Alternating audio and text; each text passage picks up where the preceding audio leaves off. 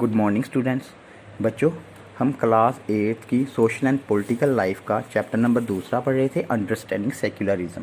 तो बच्चों, उम्मीद करता हूँ कि आपको उस दिन मैंने इंट्रोडक्शन के बारे में बताया था, तो आपको उम्मीद करता हूँ कि आपको अच्छी तरह से समझ आ गई होगी।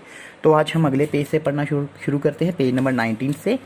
History provides us with many examples of discrimination, exclusion and persecution on the grounds of religion. You may have read about how Jews were persecuted in Hitler's Germany and how several millions were killed. Now, however, the Jewish state of Israel treats its own Muslims and Christians minorities quite badly. In Saudi Arabia, non-Muslims are not allowed to build a temple, church, and nor can they gather in a public place for prayers. बच्चों, अगर आप history देखें तो आपको पता लगेगा कि जो रिलीजन है उसके साथ बहुत डिस्क्रिमिनेशन हुआ है, लोगों की हत्या तक हुई है और लोगों को मारा भी है। इन सब के अलावा आपने हिटलर के बारे में सुना ही होगा या पढ़ा होगा। आपने ये भी सुना होगा हिटलर का जो शासन था उस समय जर्मनी में यहूदी लोगों की हत्या की गई थी। आज अगर आप देखें, यूएस जो हैं इन्होंने अपना एक अलग स्टेट बनाया है। इसराइल वहाँ पर जो मुस्लिम और क्रिश्चियन माइनॉरिटीज़ रह रहे हैं उनके साथ कभी बुरा बर्ताव किया जा रहा है। अगर आप सऊदी अरबिया में देखते हैं, वहाँ पर जो नॉन मुस्लिम हैं वहाँ पर टेंपल नहीं बना सकते, चर्च नहीं बना सकते और आप पब्लिक प्रेयर नहीं कर सकते। मतलब आप सिर्फ अपने घर में प्रार्थना कर सकते हैं। In all of the above examples, members of one religious community either persecute or discriminate against members of other religious communities. These acts of discrimination take place more easily when one religion is given official recognition by the state at the expense of other religions. Clearly, no one would wish to be discriminated against because of their religion nor dominated by another religion. In India, can the state discriminate against citizens on the grounds of their religion? बच्चों, ये सब क्या है? ये example दिया गया है।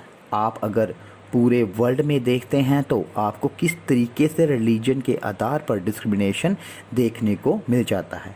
जितने भी एग्जाम्पल हैं, एक रिलीजन कम्युनिटी जो है वो दूसरे को एक तरीके से डिस्क्रिमिनेट करती है या फिर उसके ऊपर काफ़ी दबाव डालती है, उसको परेशान करती है। इस तरह के जो एक्ट हैं डिस्क्रिमिनेशन के, वो बहुत ईजिली हो पाते हैं। किसी एक रिलीजन को सरकार द्वारा ऑफिशियल रिकॉग्निशन दिया गया है। कोई भी व्यक्ति ये नहीं चाहेगा कि कोई उसके साथ डिस्क्रिमिनेशन करे। क्या इंडिया में जो सरकार है वो रिलीजन के आधार पर लोगों में भेदभाव कर सकती है? इसका जवाब है बच्चों, नहीं कर सकती। बच्चों, अब आगे है, हम आगे पढ़ेंगे व्हाट इज सेक्युलरिज्म।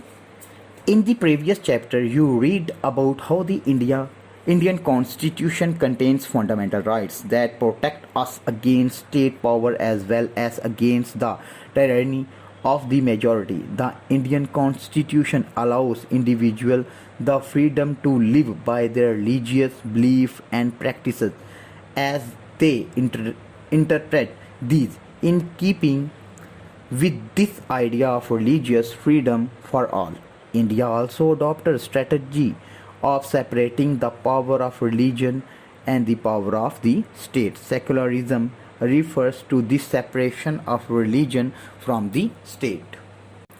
बच्चों, अब हम आगे पढ़ेंगे व्हाट इज सेकुलरिज्म। सेकुलरिज्म क्या है? आपने पिछले चैप्टर में पढ़ा है जो हमारे देश का कॉन्स्टिट्यूशन है उसमें फंडामेंटल राइट दिए हैं।